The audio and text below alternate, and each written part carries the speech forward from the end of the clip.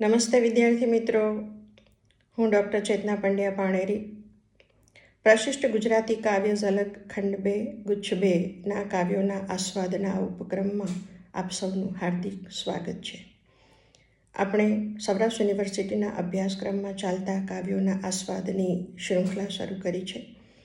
એમાં સુંદરમના કાવ્યોનો આસ્વાદ આપણે જોઈ રહ્યા છીએ, કરી રહ્યા છીએ. આજે આપણે જે કાવ્યનો આસ્વાદ કરવા જઈ રહ્યા છીએ એ કાવ્ય છે 3 પાડોશી. સુંદરમ એ ગાંધીયુગનું સંતાન છે. ગાંધીયુગના મુખ્ય વિષયોમાં સ્વાતંત્ર્ય પ્રેમ, દેશપ્રેમ, દલિતો, પીડિતો, શોષિતોની વેદનાના કાવ્યો, વાસ્તવલક્ષી કાવ્યો, વિશ્વપ્રેમના કાવ્યો, મુખ્યત્વે આ બધા વિષયો પર એ યુગના કવિઓએ કાવ્યો લખ્યા છે. 3 પાડોશી એ રીતે વિષય દ્રષ્ટિએ દલિતો, પીડિતો, શોષિતોની વેદનાનું દર્શન કરાવતું કાવ્ય છે. જોઈએ 3 પાડોશી. રામને મંદિર ઝાલર બાજે, ઘંટના ઘોર સુણાય, શેઠની મેળીએ થાળી બાજુ, નવતમ ગાણા ગાય. રામને મંદિર ઝાલર બાજે. રામજીનું મંદિર છે. ગામની અંદર જે રામજી મંદિર હોય એને ચોરો કહેવાય. અને સવાર સાંજે ચોરામાં ઝાલર વાગે, આરતી થાય. તો આવું એક રામનું મંદિર છે. અને ત્યાં રોજ સાંજે ઝાલર વાગે છે, ઘંટ વાગે છે. અને બાજુમાં એક શેઠની મેળી છે.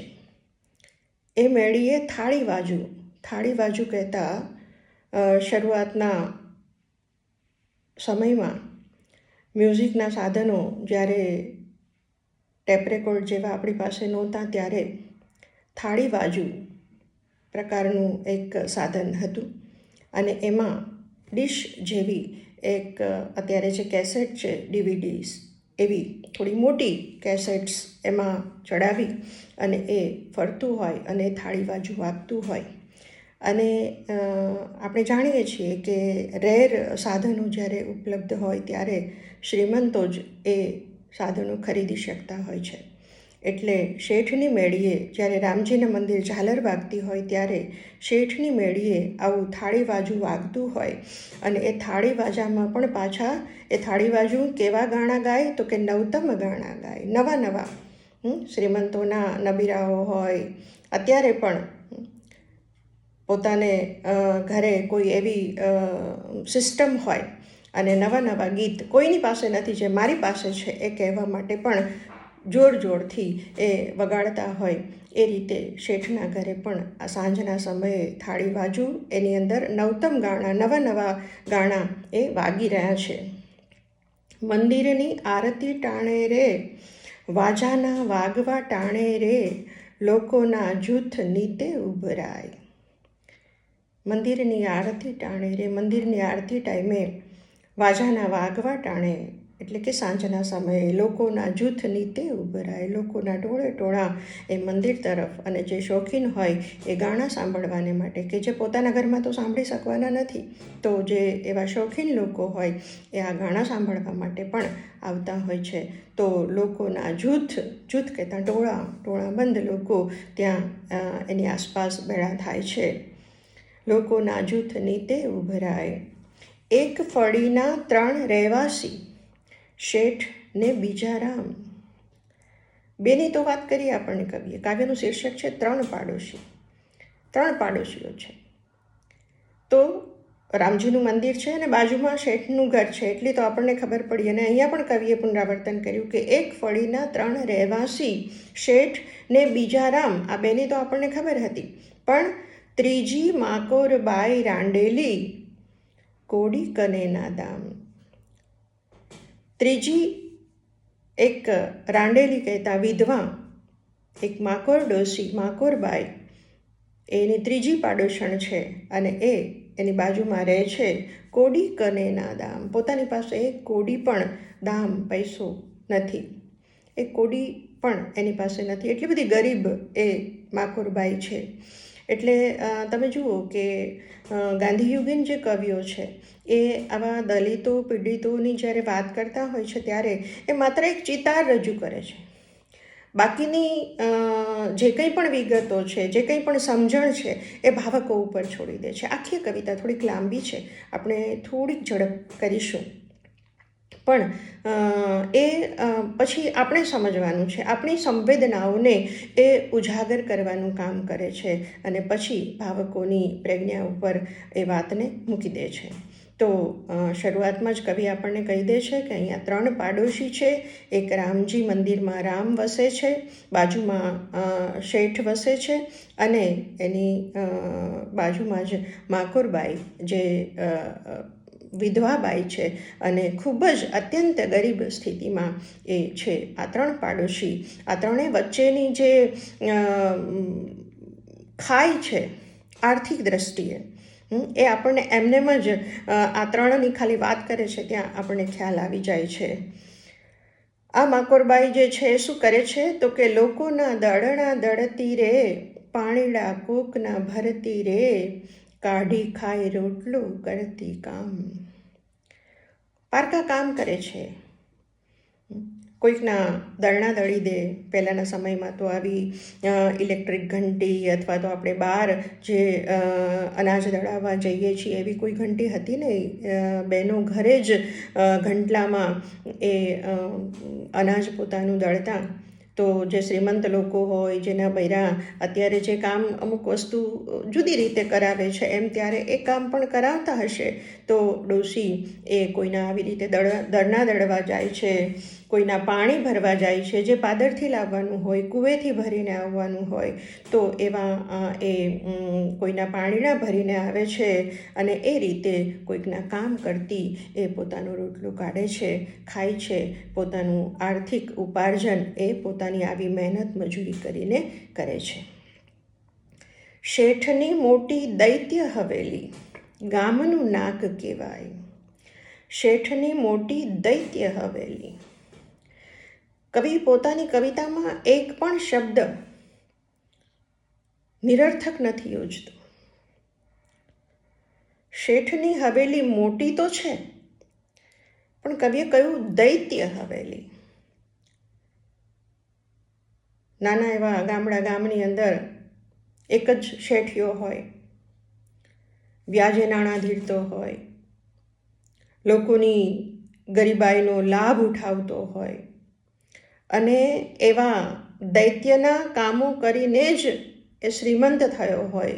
અને એટલે જ એની હવેલી પણ જે છે એ હવેલી તો છે, મોટી છે, પણ દૈત્ય હવેલી છે.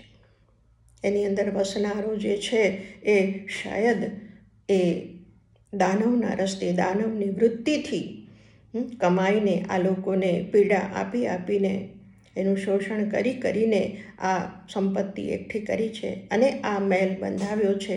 તો આ શેઠની આવી દૈત્ય હવેલી, મોટી તો છે પણ દૈત્ય હવેલી, ગામનું નાક કહેવાય. અને છતાંય લોકોને વારંવાર એની જરૂર પડતી હોય, એનાથી વિરુદ્ધ તો જવાય નહીં. એ કાંઈ પણ ખોટું કરતો હોય તો પણ કહેવાય નહીં, કારણ કે તો એને નાની મોટી ઉધારી જે ક્યારેક આપતો હોય તો એ પણ બધું બંધ થઈ જાય. અને નાનું ગામ હોય, કદાચ રોકડેથી પણ એ માલ આપવાની ના પાડી દે તો એ ગરીબ ગુરબા બિચારા લોકો એ કાયમ બિચારા થઈને એની પાસે રહેતા હોય છે.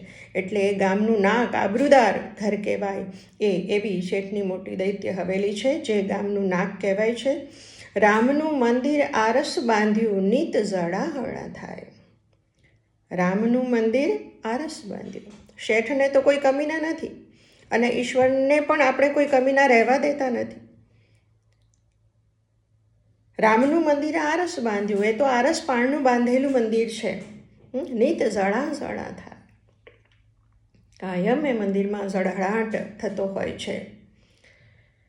અને આ ત્રીજી પાડોશણ છે એની, એ ક્યાં રહે છે તો કે છે ફળીના એક ખૂણામાં રે, ગંધાતા કોક ખૂણામાં રે, માકોરના મહેલ ઉભેલા સોનારે.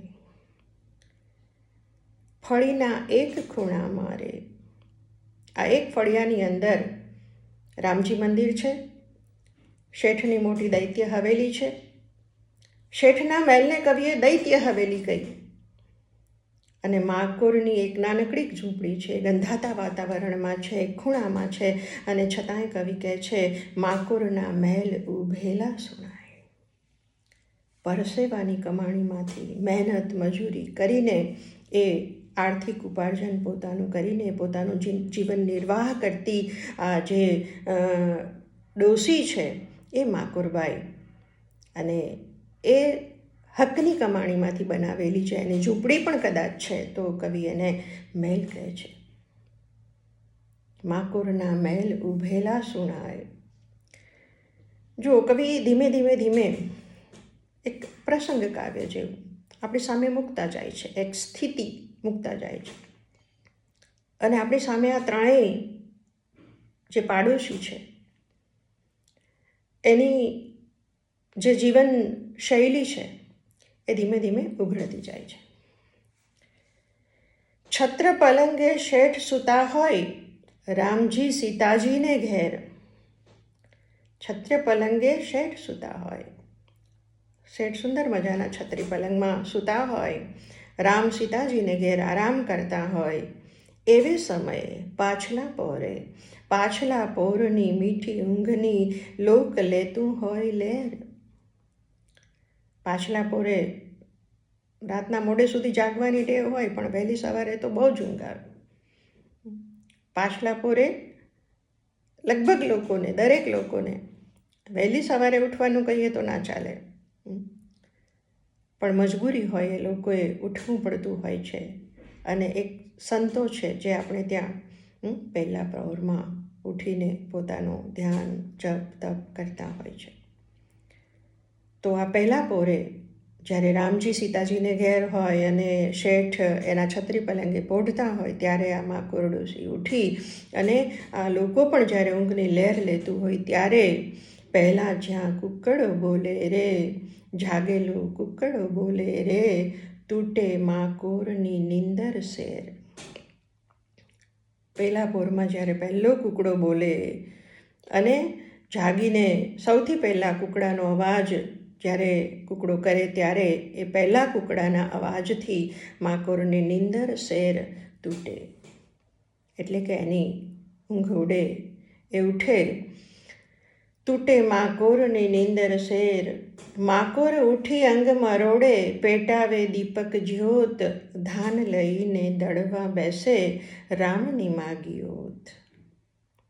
માકોર ઉઠી અંગ મરોડે, કુકડાનો અવાજ સાંભળીને માકોર ઉઠે, પોતાનું અંગ મરોડે અને પેટાવે દીપક જ્યોત. પહેલી પરોઢે તો અંધકાર હોય, તો દીવો પેટાવે અને પછી ધાન લઈને દળવા બેસે. ધાન લઈને કોઈના લઈને દળનું લઈને આવી હોય તો એ દળનું લઈને દળવા બેસે. રામની માગી ઓથ, રામની ઓથ માગીને, રામની મદદ માગીને, રામનો સહકાર માગીને, એની કૃપા યાચીને એ ઘંટી દળવા બેસે છે, ધાન દળવા બેસે છે. ઘરે રાટ ઘંટી ગાજે રે, ભૂખી ડાંસ ઘંટી ગાજે રે, ગાજે જેમ દુકાળિયાનું મોત. ઘરે રાટ ઘંટી ગાજે રે. કવિની શબ્દ પસંદગી, એનો નાદ વૈભવ. ઘરે રાટ ઘંટી ગાજે રે, ભૂખી ડાંસ ઘંટી ગાજે રે. ઘંટી તો ભૂખી ડાંસ છે, એની અંદર જેટલું ધાન નાખો છો એટલું એ લીધા કરે છે. પણ માકોર ડોસી પણ વહેલી સવારે ભૂખી છે, અને ભૂખ્યા પેટે એ જે ઘંટી દળે છે, એ ઘંટીમાંથી તો ઘરેરાટ અવાજ આવે છે, પણ એનું અંગે અંગ જ્યારે ભૂખ્યું હોય અને એ દળના દળવાનું કામ કરતું હોય ત્યારે એના અંગ ઉપાંગોમાંથી પણ જે ઘરેરાટી નિપજતી હશે કદાચ, તો કવિને એ પણ અહીંયા અભિપ્રેત છે. ઘરે રાટ ઘંટી ગાજે રે, ભૂખી ડાંસ ઘંટી ગાજે રે. પછી કેમ ગાજે, ઉપમા કેવી સરસ આપે છે કવિ, ગાજે જેમ દુકાળિયાનું મોત. કોઈ દુકાળિયો હોય, આપણાથી એક ઊંડો નિસાસો નંખાઈ જાય છે. દુકાળિયાની જેવી સ્થિતિ હોય, અનાજ માટે એ જે વલખતો હોય, એ રીતે માકોરને પણ પેટ ભરવા માટે અનાજ જોઈતું હશે અને એને માટે વલખતી હશે. ગાજે જેમ દુકાળિયાનું મોત, દુકાળિયાને માથે મોત ગાજતું હોય એમ આ ઘંટી ગાજી રહી છે જાણે કે. હવે એક દિવસની વાત કરે છે કવિ. આ 3 પાડોશી છે. એ ત્રણેયની જે જીવનશૈલી છે,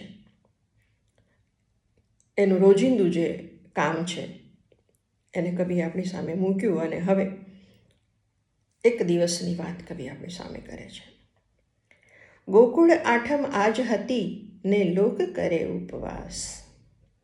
ગોકુળ આઠમ આજ હતી, આજ જન્માષ્ટમી હતી. કૃષ્ણ જન્મોત્સવનો દિવસ હતો આજે. શ્રાવણ મહિનાની વદ આઠમને આપણે કૃષ્ણ જન્મોત્સવ તરીકે ઉજવીએ છીએ અને ગોકુળ આઠમ પણ કહીએ. તો આજે ગોકુળ આઠમ હતી અને લોકો ઉપવાસ કરે છે. ઉપવાસ, ઉપવાસ કહેતા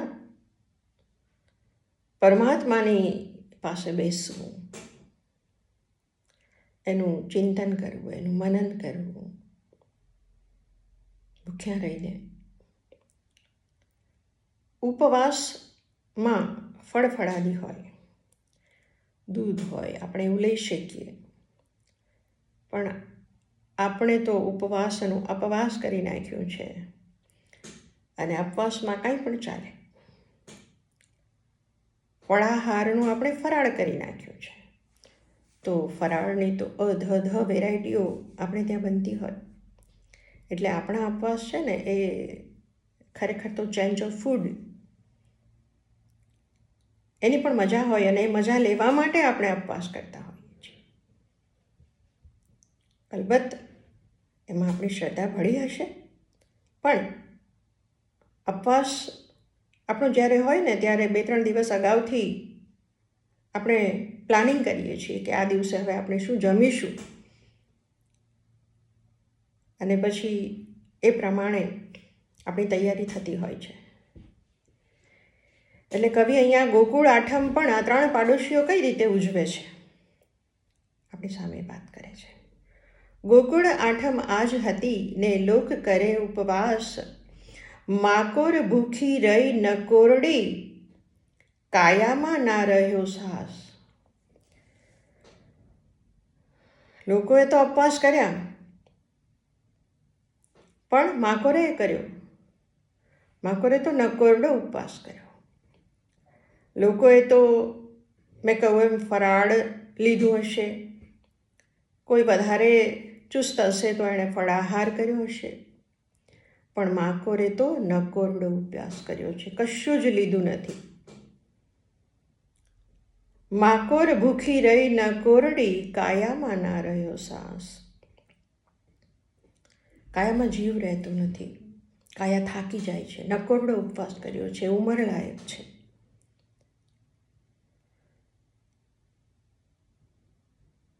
કાયા એની નિર્બળ થઈ જાય છે. સીતાના રામ રીઝાવા રે, મુઠ્ઠીભર ધાન બચાવા રે, પેટાવ્યો પેટમાં કાળ હુતાશ. લોકોએ તો ગમે એના માટે ઉપવાસ કર્યો છે, પણ માકોરે તો શું કામ ઉપવાસ કર્યો છે, નકોરડો કર્યો છે? શું કામ કર્યો છે? તો કે છે સીતાના રામ રીઝાવા રે. આ પહેલું કારણ તો છે કે સીતાના રામને રીઝાવા છે, પોતાના પડોશી છે, એના શરણે છે, એની ઓથ માગીને એ જીવી રહી છે, એના ભરોસે. ત્યારે એને રીઝાવા એ તો એક કારણ છે, પણ બીજું કારણ આપણને અંદરથી હલાવી દે છે. મુઠ્ઠીભર ધાન બચાવવા રે. સીતાના રામ રીઝાવા રે, એ રામને તો રીઝાવા છે, પણ મુઠ્ઠીભર ધાન બચાવવા રે. રોજે રોજનું કરીને ખાનારા જે લોકો હોય, એની વેદનાને જો આપણે જાણતા હોઈએ, એની પરિસ્થિતિને જો આપણે જાણતા હોઈએ, તો આપણને ખબર હોય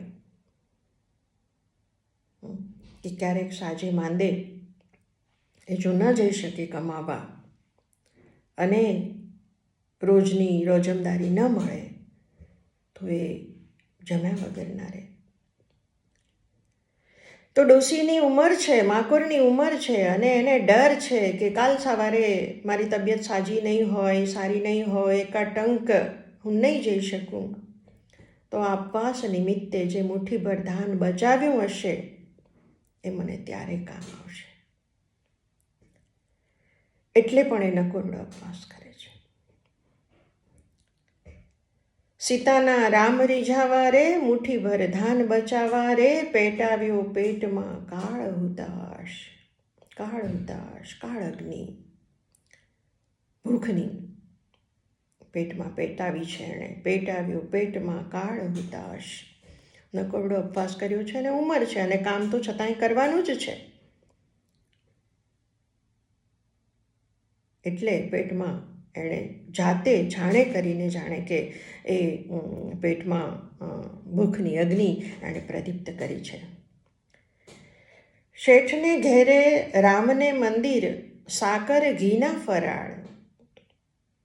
શેઠને ઘેરે રામને મંદિર, મેં કીધું ને, સાકર ઘીના ફરાળ થાય. રામને મંદિર અન્નકોટ થાય. શેઠને ઘેરે રામને મંદિર, સાકર ઘીના ફરાળ.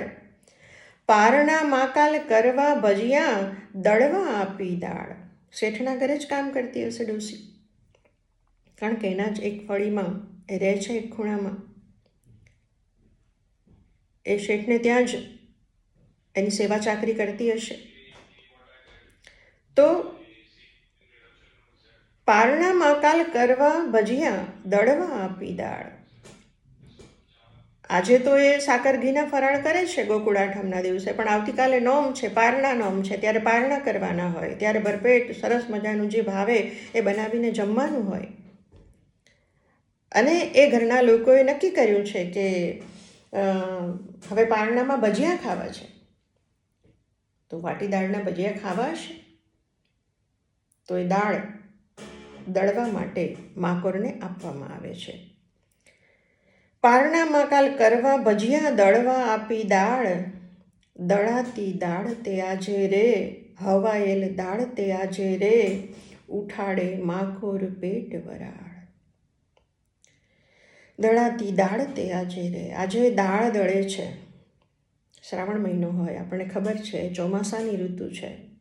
દરેક ઘરની અંદર પડેલી વસ્તુઓમાં થોડું જાજો ભેજ લાગ્યો હોય, તો આ દાળમાં પણ ભેજ લાગ્યો છે. એ દાળ હવાઈ ગઈ છે અને જ્યારે ગંટલામાં નાખે છે ને ત્યારે એ જે લોકો ગંટલાથી દળતા હોય ને, જેને એનો અનુભવ હોય ને, એને ખબર હોય કે એ જેમ જેમ એ વસ્તુ એની અંદર ચોંટતી જાય એમ એમ ગંટલો ફરવામાં ભારે થતો જાય. એટલે તો રોજ ઘંટીવાળા પહેલાં ઢાંકણું લઈને એને દળતા હોય છે કે જેટલી એ કરકરું હોય એટલું એ અનાજ એના ઘામાં આવે છે. પણ એ અનાજ હવાયેલું છે, એ પથ્થરની અંદર ચોંટતું જાય અને એ ઘંટી ભારે ભારે થતી જાય, તો એ હવાયેલી દાળ આવી માકોર ડોશીને દળવા આપે છે. અને એ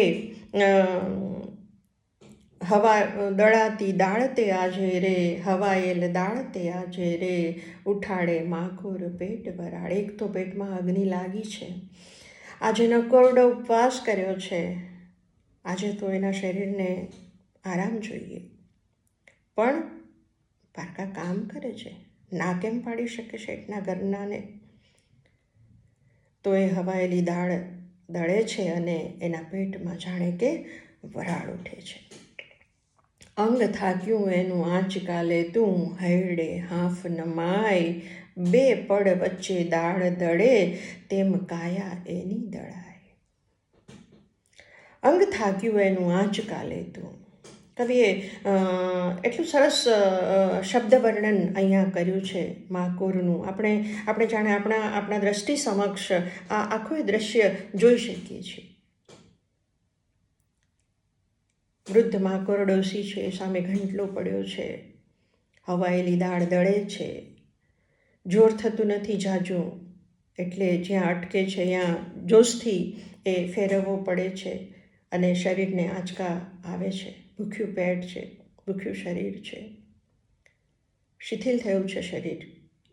અને એ રીતે એ હવાયેલી દાળ દળતા અંગ થાક્યું એનું આંચકા લેતું. એ આંચકા લઈને જ્યારે હવાયેલી દાળ દળે છે ત્યારે એનું અંગ થાકે છે. હૈડે હાંફ નમાય, શ્વાસ ચડે છે. હાંફ નમાય, હૈડે હાંફ નમાય. એને શ્વાસોશ્વાસ એનો સમાતો નથી, થાકી જાય છે. કહેવાનો અર્થ એ છે કવિનો, બે પડ વચ્ચે દાળ દળે તેમ કાયા એની દળાય. બે પડ વચ્ચે જેમ દાળ દળાય એમ એની કાયા જાણે કે દળાઈ રહી છે. કવિએ ઉપમા પણ એવી ચોટદાર આપી છે કે બે પડ વચ્ચે જેમ દાળ દળાય એમ માકોરનું દિલ, માકોરનો દેહ જાણે કે દળાઈ રહ્યો છે. દળી જો દાળ ના આપે રે, શેઠે દમડી ના આપે રે, બીજો ઉપવાસ માકોરને થાય. કેટલી કરુણતા છે માકોરના જીવનની કવિએ અહીંયા વર્ણવી છે. કે ગમે એવી થાકી હોય, ગમે તે પરિસ્થિતિ હોય, પણ માકોરને આજે દાળ દળ્યા વગર છૂટકો નથી. દળી જો દાળ ના આપે રે, જો એ દાળ ન આપે દળીને તો શેઠ દમડી ના આપે રે. શેઠ એક દમડી ના આપે, શેઠ પૈસા ના આપે તો શેઠ દમડી ના આપે રે. અને જો એ ના આપે તો બીજો ઉપવાસ માકોરને થાય. તો આજે તો ઉપવાસ થયો, પણ પાછો બીજો ઉપવાસ થાય માકોરને. કેટલી બધી હદે કવિ આ પીડિતોની વ્યથાથી વ્યથિત છે. આ ગાંધીયુગનો કવિ છે. આપણને પણ એટલા જ વ્યથિત કરી મૂકે છે. દળી જો દાળ ના આપે રે, શેઠ દમડી ના આપે રે, બીજો ઉપવાસ માકોરને થાય. ઘરર ઘરર આંજણ હેણી ઘંટી ભારે થાય, વારે વારે થાકેલ હાથથી ખીલડો છૂટી જાય. ઘરર ઘરર આંજણ હેણી, એને આંજણ આંજવું પડે, એ હાથાને તેલ પૂરવું પડે. ત્યાં એ આંજણ હીણી ઘંટી ધીમે ધીમે ભારે થતી જાય છે. એવી ઘંટી ઘરર ઘરર આંજણ હીણી ઘંટી ભારે થાય, વારે વારે થાકેલ હાથથી ખીલડો છૂટી જાય. ઘડી ઘડી એ ઘંટી દળવાનું કરે છે અને ઘંટી ફેરવતા ફેરવતા થાકેલા હાથથી પેલો ખીલો જે પકડ્યો છે, લાકડાનો જે હાથો છે પકડીને જે ઘંટલો ફેરવી રહી છે, એ ઘડી ઘડી હાથથી છૂટી જાય છે. વારે વારે એ હાથથી છૂટી જાય છે. વારે વારે થાકેલ હાથથી ખીલડો છૂટી જાય. ચણાની દાળ દળંતી રે, ચણાની દાળ દળે છે. આપણે એવી કલ્પના કરીએ આગળ કે મગની દાળના ભજીયા ખાવા હશે, પણ ચણાની દાળ, ભજીયા, લોટ. તો ચણાની દાળ દળંતી રે, માકુરની દેહ દળંતી રે, ઘંટીના ઘોર તહીં ઘેરાય. ચણાની દાળ દળંતી રે, એ ચણાની દાળ તો દળે છે પણ સાથે માકોરની દેહ દળંતી રે. એ સાથે સાથે માકોરનો દેહ પણ જાણે કે દળાય છે અને એવા ઘંટીના ઘોર અવાજ તહીં ઘેરાય છે. આજુબાજુ એવા ઘંટીના ઘોર નાદ જાણે કે સુણાય છે, કેમ કે એ હવાયેલી દાળ દળે છે, સાથે સાથે માકોરનો દેહ પણ એ દળી રહી છે અને એટલે એનો ઘેરો નાદ ત્યાં ઘેરાય છે. અન્ન ખાતી તોય અન્નનો દાણો દેતી ઘંટી આજ. ઘંટીમાં તો તમે અન્નનો દાણો નાખો તો લોટ નીકળવો જોઈએ, પણ આજે એવું થતું નથી. આ હવાયેલી દાળ છે.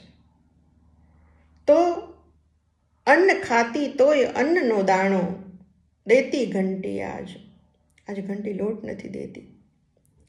કેટલી મહેનત કરે છે,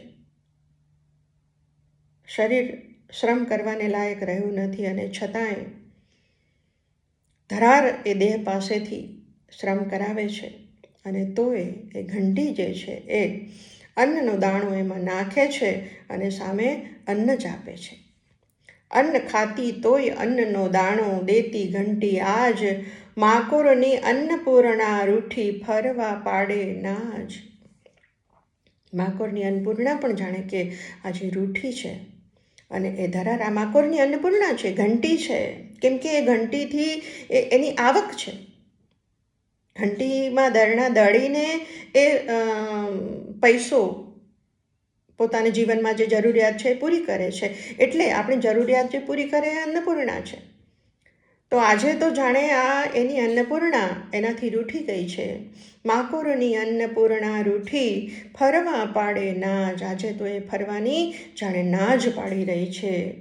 હજી દાળ અડધી બાકી રે, રહી ના રાત તો બાકી રે, મથી મથી માકોર આવે વાજ. હજી દાળ અડધી બાકી રે. ઘંટી ફરવાની ના પાડે છે. માકોરના દેહમાં તાકાત રહી નથી અને હજી અડધીએ દાળ દળાણી નથી, રહી ના રાત તો બાકી રે. આમ તો કવિ આપણને પહેલાં એવું કહ્યું કે પહેલાં પોરે ઉઠીને કામ કરતી હશે, પણ આજે તો કાલે કરવું છે એટલે આગલા દિવસથી એ તૈયારી કરતી હશે. મથીને એ સાંજની બેઠી હશે. રાત પડી અને રાત કરતાં રાત પણ પૂરી થવા આવી. હવે રહી રાતના બાકી રે, મથી માકોર આવે વાજ. વાજ આવી જાય છે, થાકી જાય છે, કંટાળી જાય છે. મથીને માકોર મથે છે પણ લોટ મળતો નથી અને એનાથી એ વાજ આવી જાય છે, થાકી જાય છે.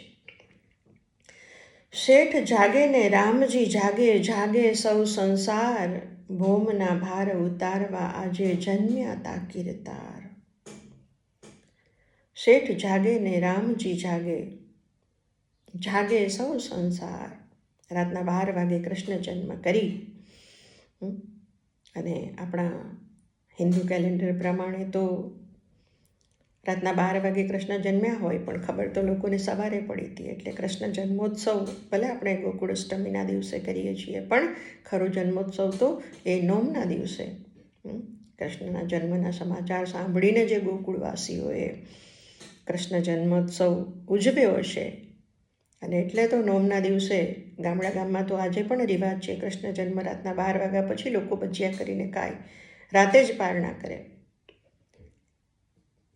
અને એટલે તો નોમને દિવસે શેઠને ત્યાં પણ પારણામાં ભજીયા છે. શેઠ જાગે ને રામજી જાગે, જાગે સૌ સંસાર, ભોમના ભાર ઉતારવા આજે જન્મ્યા તા કીર્તાર. ભોમનો ભાર ઉતારવા, પૃથ્વીનો ભાર ઉતારવા આજે કીર્તારે જન્મ લીધો હતો, ઈશ્વરે જન્મ ધારણ કર્યો હતો. આજના દિવસે પરોઢના જાગતા સાદે રે, પંખીના મીઠડા નાદે રે, ડૂબે માકોરનો ભૂખ પુકાર. પરોઢના જાગતા સાદે રે. ગામની પરોઢ હોય ને એના અત્યારની બહેનોને ખબર ન હોય, પણ વહેલી સવારના જે એ લોકોના ઘરમાં થતા કામો હોય અને એ કામના જે અવાજો હોય, ક્યાંક ઘંટલા દળાતા હોય, ક્યાંક માખણમાંથી છાશ વલોવાતી હોય, પંખીડાઓ બોલતા હોય, પાણીના બેડા લઈને પાણી જવા માટે પાણીયારે ગોળા વિછડાતા હોય, ઉટકાતા હોય, આ બધાના જે અવાજો હોય, પરોઢના જાગતા સાદે રે. જાગતા જ જે અવાજો થતા હોય, જે નાદ થતા હોય, લોકોના જે અવાજો છે એ સાદે પંખીના મીઠડા નાદે રે. પંખીઓ પણ મીઠો નાદ કરી રહ્યા છે, મીઠા ટહુકાઓ કરી રહ્યા છે, મીઠો કલશોર કરી રહ્યા છે. આવા બધા જ મજાના અવાજમાં માકોરની જે ભૂખ પોકાર છે એ જાણે કે એ અવાજમાં ડૂબી જાય છે. માકોરનો ભૂખ પોકાર કોઈ સાંભળતું નથી. આ અવાજમાં એનો ચિત્કાર, એનો આર્તનાદ કોઈ સાંભળતું નથી. પરોઢના જાગતા સાદે રે, પંખીના મીઠડા નાદે રે, ડૂબે માકોરનો ભૂખ પોકાર. માકોરનો ભૂખ પોકાર કોઈ સાંભળતું નથી. એ અવાજમાં એ બધું ડૂબી જાય છે. શેઠ હસે બેઠા આઠમે માળે, રામ રમે રણવાસ, રામને મંદિરે ઝાલર બાજે, શેઠને મહેલ હુલ્લાસ. શેઠ હસે બેઠા આઠમે માળે, 7 માળની હવેલી તો હોય પણ આ શેઠની તો 8મા માળે. એ હસી રહ્યા છે. શેઠ હસે બેઠા આઠમે માળે, 8મે માળે બેસીને એ હસી રહ્યા છે, આનંદ પ્રમોદ કરી રહ્યા છે, મોજ મજા કરી રહ્યા છે. રામ રમે રણવાસ, રામ રણવાસ રમી રહ્યા છે. રામ રણવાસ કહેતા એ પોતાના પત્નીના મહેલે વસી રહ્યા છે. એ રીતે પણ આપણે એને લઈ શકીએ. રામ રમે રણવાસ, રામને મંદિરે ઝાલર બાજે, શેઠને મહેલ હુલ્લાસ. રામને મંદિર ફરી ઝાલર વાગે છે અને શેઠના મહેલમાં ઉલ્લાસ જામ્યો છે. માકોરની મૂર્છા ટાણે રે, ઘંટીના મોતના ગાણે રે, કાળો એક કાગ કળેળેની સાસ. અહીંયા કવિ કાવ્યની પરાકાષ્ઠાએ આપણને લઈ જાય છે, વ્યથાની પરાકાષ્ઠાએ કવિ આપણને લઈ જાય છે. આ બધા જ ઉલ્લાસમાં છે, પણ માકોરની મૂર્છા ટાણે રે. માકોર ભૂખી ડાસ, નિર્બળ દેહ, આંચકા લેતું તું ઘંટીની સાથે. વર્ણન તો આગળ કવિએ આપણને આપી દીધું કે એની હાલત દેહની કેવી હતી અને હજી અડધી દાળ બાકી હતી. એ કરતાં માકોરને ભૂખ્યા નિર્બળ દેહે મૂર્છા આવી જાય છે. એ બેભાન થઈ જાય છે. કવિ આટલો જ સંકેત આપે છે, મૂર્છિત થઈ છે. એક મેં તમને પહેલાં કીધું એમ એક પરિસ્થિતિ આપણી સામે કવિ મૂકી દે છે. આને કોઈ સમસ્યાની રીતે કવિ આપણી સામે મૂકતા નથી, કોઈ ઉપદેશ આપણને આપતા નથી, કોઈ સલાહ આપતા નથી કે આવું નહીં થવું જોઈએ, આમ નહીં થવું જોઈએ. બસ આ છે. એમાં આપણી જવાબદારી શું છે, એમાં સમાજ કેટલા અંશે જવાબદાર છે, એમાં સમાજે શું કરવાનું છે, એ દરેક ભાવક પોતપોતાની સમજણ મુજબ આ પરિસ્થિતિને સમજી શકે એના ઉપર છોડી દે છે કવિ. માકોરની મૂર્છા ટાણે રે, ઘંટીના મોતના ગાણે રે. ઘંટીમાંથી જે અવાજ આવતો હતો એ જાણે કોઈ મોતનું ગાણું વાગતું હોય. એ મોતના ગાણે રે, કાળો એક કાગ કળેળેની સાસ. કાળો કાગડો પણ કડકડતો નિસાસો જાણે નાખતો હોય એમ આ ઘંટીના મોતના ગાણે કાગડાએ પણ કડડતો નિશ્વાસ નાખ્યો. એ ટાણે માકોરની મૂર્છા થઈ, માકોર મૂર્છિત થઈ અને ત્યારે એક કાગડો પણ જાણે કે નિસાસો નાખે છે. અને એક આ બધી જે વાત કરી, ઘંટીના મોતના ગાણે રે, કાળો એક કાગ કળેળે. કાગડો તો કાળો જોઈ, કવિએ શું કામ લખવું પડે કાળો? કાળો એક કાગ કળેળેની સાસ. એક અમંગલ એંધાણી જાણે કવિ આપણને આપે છે. એટલે કવિ એકદમ માકોરને મૃત્યુ પામતી બતાડતી નથી, પણ એવી એંધાણી આપી દે છે. અને મેં કહ્યું એમ એ ભાવક ઉપર છોડે છે કે શું થયું હશે. રામજી એની રક્ષા કરી હશે, શેઠને ખબર પડી હશે તો એની અંદર કોઈ માનવતા જાગી હશે, એને બચાવી લીધી હશે. પણ કવિએ તો આપણને અમંગળના એંધાણ આપી દીધા છે. અહીંયા આ 3 પાડોશી, રામજી, શેઠ અને માકોર ડોશી, એ ત્રણેયની સ્થિતિ, એ ત્રણેયની જીવનશૈલી અને એ ત્રણેયની સામાજિક આર્થિક પરિસ્થિતિ, એ ત્રણેય પાડોશીની વચ્ચે જે આર્થિક અસમાનતાની ઊંડી ખાઈ છે, આ બધું જ કવિ આપણને એક સંવેદનસભર એવી ભૂમિકા રચીને આપણી સમક્ષ મૂકી આપે છે. આ કાવ્ય અહીંયા પૂરું થાય છે. ફરી મળીશું. આભાર.